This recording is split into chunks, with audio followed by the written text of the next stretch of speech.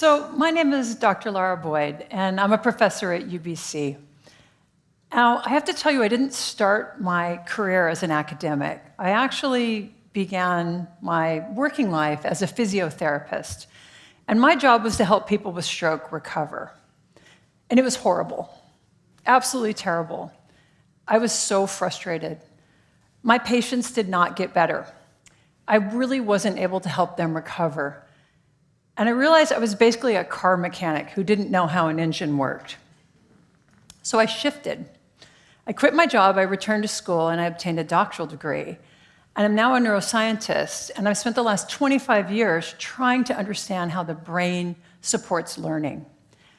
Now, luckily for me, there's been a total shift in the field of neuroscience in this time. So when I completed my first degree, my master's degree, I was actually taught that after childhood, the brain didn't change. But just a few years later, when I was working on my PhD, some new data came out, and these discoveries were made that showed that this old view of the brain was completely and entirely wrong. Now, as a scientist, I'm going to confess something to you. I love it when we're wrong. When we're wrong, it shows that there has been a major new discovery, that we have new information, and it's thrilling. And no, I'm not crazy. I love this. Everyone thinks scientists have all the answers, and that's actually what's wrong.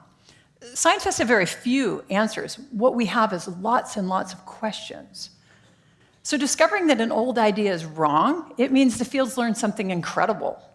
It means something's shifted everyone's view on what we thought we knew into something different.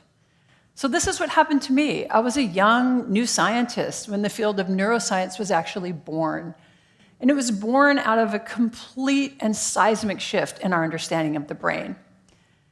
And what we discovered is that every time you have a new experience, every time you learn something new, or even if you forget something, you change your brain.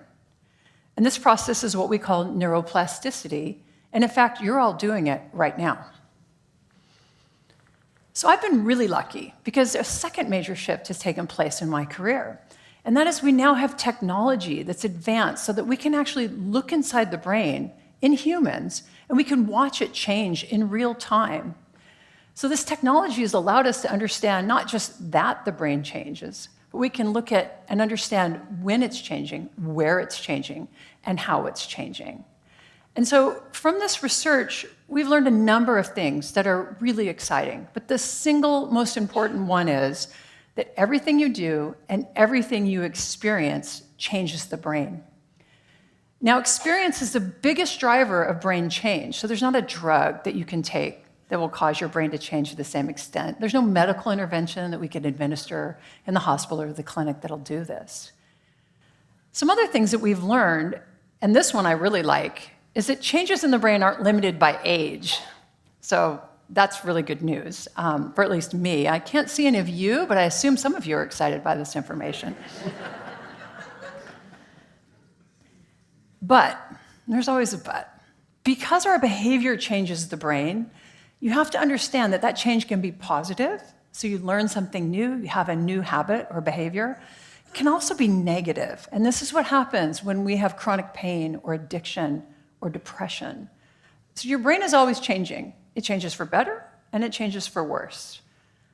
The last really major important thing about neuroplasticity that I want to share tonight is that neuroplasticity supports recovery from brain damage, such as stroke. So this is part of the answer that I was seeking all those years ago. So what happens in your brain when you're learning? How is it changing? Well, to understand this, you need to know just a little bit about how your brain is organized. So our brains are made up of billions of cells. They're called neurons. And these neurons, they communicate by chemical signaling. So when we have a new experience, we can really rapidly change the amount, the concentration of those chemicals to support a short-term memory, the beginning of what might be something we can recall later. Now, as we continue to practice or we continue to learn something new, we actually change the structure of those neurons. And that happens with more practice and with more time. And we can actually see these changes when we take brain scans of people using something like an MRI machine. So change in brain structure, it takes time. And importantly, it also takes sleep. And this is why we have to sleep to be able to learn. So we can see these changes across the brain in terms of how the function of the brain shifts. And so different brain regions are supporting different functions in the brain, and they cooperate together to support learning. So as an example, when you're learning something new, you have to pay a lot of attention to it. And that's the front part of your brain. Now, as you become more skilled or more comfortable with that material, you can turn down that frontal part of the brain. You can actually use it maybe to do something else, to do two things at once. And so as we move along, we have these changes in our brain chemistry, structure, and function, and they're supporting all of our learning. They're taking place all the time. Okay, there's another but coming. Here's where I really struggle. This all sounds fabulous, right? Brains are changing all the time. We can learn anything we want. But if the brain is so great at changing, why sometimes is learning really hard? So I can't play piano, and my French is absolutely terrible. And why is that? I've practiced. I've struggled. I've tried to learn those things. Why sometimes do our children really struggle in school? And why are my stroke patients still not recovering fully after they hurt their brain? So these are the questions that we study in my lab that I'm really interested in, and that is what facilitates and what's limiting our ability to change our brain. And understanding these questions, it's key to helping all of us become better learners. So we know that neuroplastic change is driven by our behavior, and that hard things really only happen through extensive practice or intense study. The problem that we have learned in my lab is that the dose of practice, the amount of practice that it takes to learn something new or to relearn something after brain damage, it's very large. Now, all of you know this together. We have all had the experience of trying to learn something and really struggling. And what I want to point out to you is what might also be even harder than learning something new is unlearning something old. So that could be learning to move in a new way because maybe you have back pain, but it could also be maybe shifting your opinion because you've been given new information. So, but importantly, my work is showing that neuroplasticity takes place during periods where tasks are hard. So difficulty seems to drive the brain to change. It seems that struggle is good for learning. I find this really hard to implement, even in my daily life. So when I used to work with stroke patients in the clinic, I wanted them to succeed. I wanted them to feel good about the work we'd done together. But I maybe wasn't helping them actually recover by doing that. So my research suggests that there's an optimal difficulty where both learning and brain are changing together. And in my lab, we call this the Goldilocks point. It's where difficulty is just right. If something's too easy, the brain doesn't need to change. And if something's too hard, the brain simply can't change. But if it's just right, if we have both successes but also failures, this is when brain and behavior are changing together. So what's interesting about this idea of optimal difficulty, it's different for each of us. And even within one person, it can be different from day to day.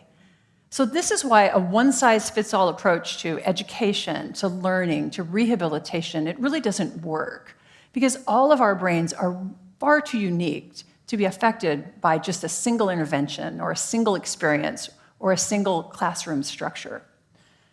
So this idea has totally shifted the way that I think about recovery after stroke and also how I think about education. So struggle is actually good. Failing is actually helpful for learning. My poor children had to grow up hearing this every time. They had a hard time with an assignment at school, or they couldn't quite succeed in their music or their athletic pursuits. And I was yelling, "Struggle is good," from across the house. But knowing the importance of struggle, of difficulty for learning, it suggests we need to shift. We need to incorporate this into how we try to learn. And it's likely the key to helping all of us become better learners. So I hope that you leave today with a new appreciation of how magnificent your brain is. So your plastic brain is constantly being shaped by the world around you. And understand that everything you do and everything you experience is changing your brain. So consider this. When you leave this auditorium today, this evening, your brain will not be the same as when you entered. And I think that's simply amazing. And I hope that you do too. Thank you.